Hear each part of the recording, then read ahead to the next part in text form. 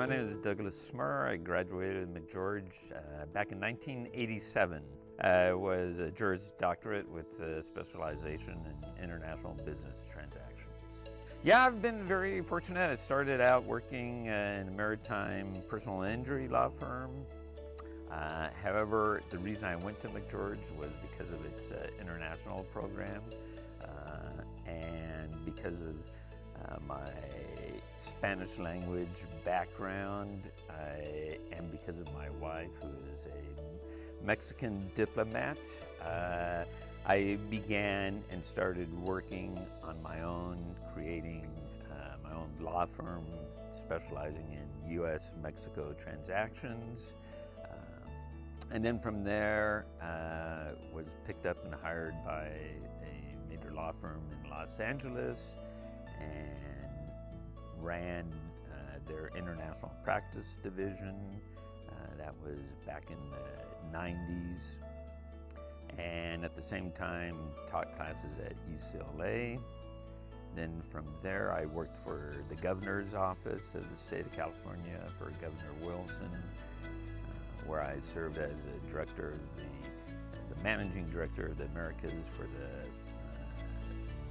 California Office of Trade and Investment in Mexico City, and oversaw our office in Buenos Aires. And then more recently, I've been working for the law firm of Gordon and Reese here in Sacramento. Actually, I was born and raised in Sacramento. I worked for 5 years in Mexico. I'm a dual national now of both Mexico and the United States. I am not licensed to practice in Mexico, but when I lived in Mexico and I was not working for the state of California, I had my own law practice, and what I would do is I would get the cases and then send them to my law firm in the U.S., either to Los Angeles or over into Miami. I come from a family of attorneys and judges on both sides of both my mom and my dad. But it was just the fact that, as Dean Shaver told me, and what I tell my students, because I also taught at Georgetown, is it's a very malleable practice. Whether you want to, and your passion is, whether it's space law, water law, even if it's sports or entertainment, whatever there is a basis, and that's the legal background, and that's your end. So whatever you're passionate about and what you want to do, there's a need for a legal background, and that's your end. Well, it was, back in '87, it was in the mid-'80s when I was looking at law schools. It was a very different time. There was no internet, and so people did not make a lot. You only applied to if someone applied to 5 law schools, that was a huge number. But given my financial ability, I basically looked at UC Davis and McGeorge. But the reason I got accepted to both. The reason I chose McGeorge over UC Davis at the time was because of its international programs, because that was, to me, even though I was born and raised here in Sacramento, that was always my passion, and I knew I wanted to work in that area, and so that's why I looked at McGeorge.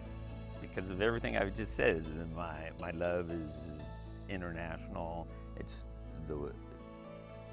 being involved, not just in your home country, but the world, and seeing that we're all one and trying to give back to society.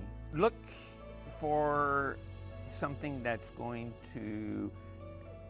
focuses on where your passion is, that has that avenue for you, because you need to find something that you really, really want to focus on. And especially when you're doing graduate work, because that's where you're going to hopefully and what you're going to be doing for the rest of your life. So you want to focus on something that you really truly want to do or love, and if you do that, then everything will open up to you. So the reputation of McGeorge, it has a very good reputation in the international field.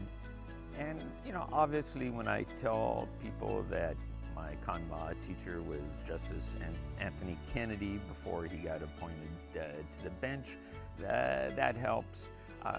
But McGeorge has a great reputation in the international arena through its Salzburg program, and then because of its alumni. So it has definitely been a benefit. Part of my job as the director of the California office in Latin America was promoting the education, and I saw a huge difference between various universities and how active their alumni programs were. And the more active and organized and energized the alumni program is, the success rates for their students and the job placements, it was night and day. I'm not going to name the universities, but it would surprise you. And so whether it's a large university or a small university, it's the contacts, which is the key part and the key that the alumni could and should make, because it makes all the difference in the world. The advantage for those of you that are thinking of the LLM in California, you will and you can qualify to take and sit for the California bar, where I am not licensed in Mexico because I would have to go through the whole 5-year program. And at my age, I'm not there that I want to do that. But if I had the option to just go through and take a 1-year LLM in Mexico and then sit for a Mexican bar, I would definitely do that. So that would be my advice.